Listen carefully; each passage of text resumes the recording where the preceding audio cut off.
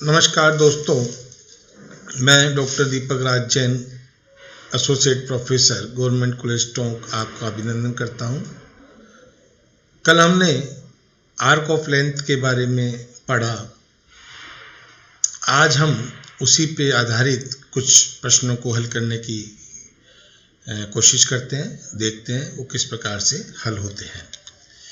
पहला प्रश्न है, निम्न वक्र के लिए ds/dt ज्ञात करें। वक्र दिया हुआ है x sin t plus y cos t बराबर f डैश t और x cos t minus y sin t बराबर f डबल डैश t। हमें ds/dt ज्ञात करना है, तो ds/dt का सूत्र आप जानते हैं, रूट dx/dt का square plus dy upon dt का होल स्क्वायर होता है। इसका मतलब निश्चित रूप से x और y में t के पद आने चाहिए। इसके लिए हम क्या करते हैं, जो हमको समीकरणें दी हुई है प्रश्न में, उसको समीकरण हल सामान्य जिस प्रकार से करते हैं उसी प्रकार से x और y के लिए से हम हल करते हैं। जैसे मान लीजिए x के लिए हल करना है तो पहली समीकरण को sin t से गुना कर दो, दूसरी को cos t से गुना कर दो और जोड़ दो, तो x के लिए हल हो जाएगी। इसी प्रकार से y के लिए हल कर लेंगे तो हमारे पास समीकरण x की आ जाएगी, x बराबर f dash T sine T plus f double dash T cos T और y बराबर f dash T cos T minus f double dash T sine T. अब हम इसको t के सापेक्ष अवकलन करते हैं, क्योंकि t के दो फलन है u इंटू वी, तो u इंटू वी वाला फॉर्मूला लगेगा। हम जानते हैं u differentiation of v plus v differentiation of u। f dash खुद अपने आप में अवकलज है, इसका अवकलज करेंगे तो f डबल डैश आएगा और f डबल डैश का अवकलज करेंगे तो f ट्रिपल डैश आएगा। उसी को ध्यान में रखते हुए सामान्य सूत्रों के आधार पर dx बटा dt आ गया f dash T plus f triple dash T cos T और dy और dt आ गया minus f dash T plus f triple dash T sine T.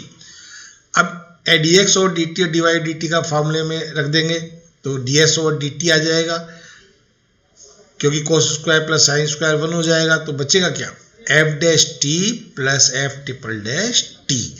तो ये हमारा प्रश्न इस प्रकार से हल हो जाएगा। दूसरा प्रश्न एक जनरल है, ds ओवर dt बराबर आर स्क्वायर पी और ds ओवर dr बराबर r बटे हुए under root R square minus P square. किसी भी वक्र के लिए है, कोई सा भी वक्र दिया हुआ उसके लिए हमें ये शो करना है। मैंने कल आपको एक ट्रायंगल बताया था कि फाई का, ये फाई वाले ट्रायंगल में जो लंब था वो आर डी थीटा था, आधार था dr था और कर्ण था जो ds था। तो उसमें अगर हम देखें तो साइन फाई बराबर आ रहा है R D theta by ds, तथा हम पदिक समीकरण जब हमने की थी तो p निकाला था, p बराबर आर साइन फाई था। तो अब यहाँ से p बराबर आर साइन फाई से अगर साइन फाई का मान निकालेंगे तो कितना आएगा, p बट्टा आर। साइन फाई का मान रख दिया, उल्टा कर दिया, एडजस्ट कर दिया, ds बाई डी थीटा अपने आप आर स्क्वायर बट्टा p आ गया। दूसरा क्वेश्चन के लिए हम क्या करते हैं, RHS लेते हैं। RHS कितनी है, r बट्टा under root R square minus P square. यहाँ पर p का मान रख देते हैं, r साइन फाई जो है वो रख दिया जाता है। तो सोल्व करने पे आ गया 1 बट्टा कोस फाई। अब कोस फाई बराबर क्या है, उसी फाई वाले ट्रायंगल में dr बाई ds, 1 बट्टा कोस फाई क्या हो जाएगा, ds बाई dr। इस प्रकार से दूसरा क्वेश्चन भी हमारा हो जाएगा। तीसरे क्वेश्चन में हमने एक कर्व लिया है, y स्क्वायर बराबर c square plus s square और dy ओवर dx हमें सिद्ध करना है under root y square minus c square बट्टा c। अब इसको डायरेक्ट हम x के सापेक्ष अवकलन करते हैं, तो 2y dy ओवर dx बराबर 2s ds ओवर dx आएगा। We know ds over dx तो क्या होता है, under root 1 plus dy over dx का होल स्क्वायर होता है। दोनों तरफ स्क्वायर कर दिया, dy ओवर dx को एक साथ लिख लिया, तो ये आया dy ओवर dx का होल स्क्वायर बराबर s स्क्वायर बट्टा y square minus s square. अब हम जब रिजल्ट देखते हैं तो उसमें s नहीं है, तो हम जो प्रश्न में वक्र दिया हुआ है वहाँ से s की वैल्यू निकालते हैं और यहाँ पुट करते हैं। तो पुट करने पे dy/dx बराबर √y² माइनस c² बटा c स्वतः आ जाएगा। अब और नया क्वेश्चन देखते हैं अपन। देखो चौथा क्वेश्चन, मैंने देखो बच्चों ये क्वेश्चंस डिफरेंट टाइप के लिए, हर तरह के वक्र को या बिना वक्र दिए हुए कैसे प्रश्नों को हल करते हैं, ऐसे क्वेश्चनों का एक कॉम्बिनेशन बनाया है।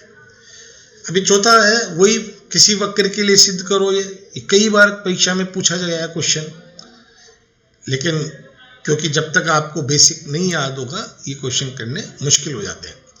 वही हम अगर ट्रायंगल पे चले फाई वाला, तो r d theta dr ds आपको मैंने पहले ही बताया इस फाई वाला ट्रायंगल होगा। यहाँ हमने cos फाई लिया, cos फाई बराबर dr/ds। cos फाई क्यों लिया? क्योंकि d2r/ds² निकालना है। d2r/ds² कब आएगा? जब dr/ds का s के सापेक्ष अवकलन करेंगे।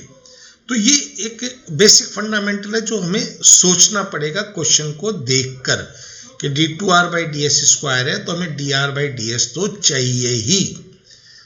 तो dr/ds is equal to cos phi ले लिया, s के सापेक्ष अवकलन किया जैसा मैंने बताया आपको। तो d2r/ds² आ गया माइनस साइन फाई और फाई का हो जाएगा d∅/ds। अब हमने इसको चेन रिएक्शन से थीटा में चेंज किया तो d∅/dθ और dθ/ds इस तरीके से हम इसको लिख सकते हैं। अब ds/dθ या dθ/ds का अगर हम सूत्र चाहें तो अगर r dθ/ds होता तो हमें इसे साइन फाई लिखने में कहीं दिक्कत नहीं आती। तो हम पूरी इक्वेशन को r से गुणा कर देते हैं। तो ये sine phi r dθ/ds into d∅/dθ में बदल जाएगा। अब r dθ/ds किसके बराबर है? साइन फाई के। तो कुल मिला के r d2r/ds² plus sine square phi d∅/dθ बराबर 0 आ गया, जो कि हमें सिद्ध करना था। नेक्स्ट क्वेश्चन एक डिफरेंट टाइप का हमने ध्रुवीय रूप में लिया है। r बराबर a⁴ कोट अल्फा और सिद्ध करना है s बराबर cr या dr/ds बराबर cos अल्फा। यहाँ पर बच्चे क्या गलती करते हैं कि जब डिफरेंशिएशन करते हैं तो कोट अल्फा का भी कर देते हैं अगर हम इसको s के रेस्पेक्ट में भी कर रहे हों तो, जबकि वो गलत हो जाता है। अगर हम s के सापेक्ष इसका डिफरेंशिएशन कर रहे हैं तो dr/ds केवल थीटा का ही होगा, क्योंकि थीटा का ही रिलेशन s के साथ होता है, अल्फा का नहीं होगा। तो ये आ गया a⁴ कोट अल्फा फिर coat alpha dθ/ds। a⁴ coat alpha को तो हम r लिख सकते हैं, इसको हमने r dθ/ds लिख दिया, कोट अल्फा ऐसे कैसे। r dθ/ds अगर हम देखें तो फाई वाले ट्रायंगल में अगर वो फाई की जगह अल्फा है तो हम इसको साइन अल्फा लिख सकते हैं। तो coat alpha into sine alpha आया, जिससे सोल्व होके ये कोस अल्फा बन गया। तो यही हमें सिद्ध करना था। अब हम इसको ds/dr करके सेक अल्फा में चेंज कर लेते हैं, अर्थात ds बराबर सेक अल्फा dr। अब अगर हम अवकलन करें तो क्या आएगा? s बराबर सेक अल्फा r आ जाएगा प्लस कांस्टेंट। अब r 0 है तो s भी 0 है, तो कांस्टेंट तो अपने आप ही 0 हो गया। तो s बराबर क्या आ गया? Sec alpha r। Sec alpha क्या है? कांस्टेंट है, तो इसको c मान लिया। तो s बराबर cr, जो कि पहला हल है। दूसरा हल हम कर चुके हैं। इस प्रकार से ये पांचवा प्रश्न भी हल हो जाता है। फिर एक नया क्वेश्चन r और थीटा में ही लिया। ये भी क्वेश्चन कई बार पूछा गया है कि r⁴m बराबर a⁴m cos m थीटा।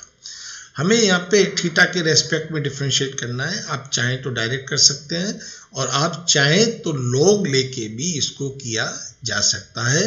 मैंने इसको log लेके ही किया है। अगर दोनों तरफ हम log लें तो ऐसा आएगा m log r बराबर m log a plus log cos m theta. और इसका अवकलन करेंगे तो m log r, तो m तो कांस्टेंट है, log r का क्या होगा? 1/r। थीटा के सापेक्ष कर रहे हैं तो dr/dθ बराबर जो आपका a⁴m में कांस्टेंट है उसका 0 हो जाएगा cos m थीटा का 1 cos m थीटा का माइनस sin m थीटा का m, तो कुल मिला के -m tan m थीटा आ जाएगा। हल करें तो dr बाई डी बराबर आ गया -r tan m थीटा। अब हमें निकालना है ds ओवर डी थीटा। तो ds ओवर डी थीटा का सूत्र क्या है? √r² plus dr by d theta का whole square. Put the value of dr by d theta, r² plus r² tan square m theta आ गया। r² common ले लीजिए तो 1 plus tan square m theta होगा। 1 plus tan square m theta किसके बराबर होता है? sec square m theta. Root हटाएंगे तो sec m थीटा हो जाएगा। तो ds और d theta r sec m theta आ गया। अब अगर हमें इसको r में चेंज करना है तो sec m थीटा की वैल्यू रखेंगे, और अगर हमें sec में इसको करना है तो r की वैल्यू रखेंगे जो प्रश्न में दिया हुआ है, r की घात m बराबर 1 की घात m cos m थीटा। और जब हम इस तरह की वैल्यूज इस यहाँ से निकाल के रख देंगे तो जो हमें सिद्ध करना है वो अपने आप ही स्वतः ही सिद्ध हो जाएगा। तो बच्चों, क्वेश्चन करते समय आपको थोड़ा सा सिंसियर रहना होगा कि क्या पूछा जा रहा है।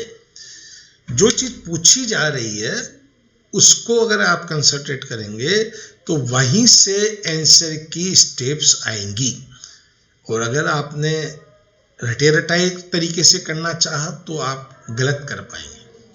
इसलिए मैं आपको यही एडवाइस दूंगा कि जो सिद्ध करना होता है उसको ध्यान से देखें कि उसमें क्या पूछा जा रहा है, और उसी के अकॉर्डिंग प्रश्न को हल करने की कोशिश करें। इन्हीं शब्दों के साथ मैं आज की वाणी को विराम दूंगा। कल हम एक नए चैप्टर के साथ आपसे भेंट करेंगे। जय हिंद।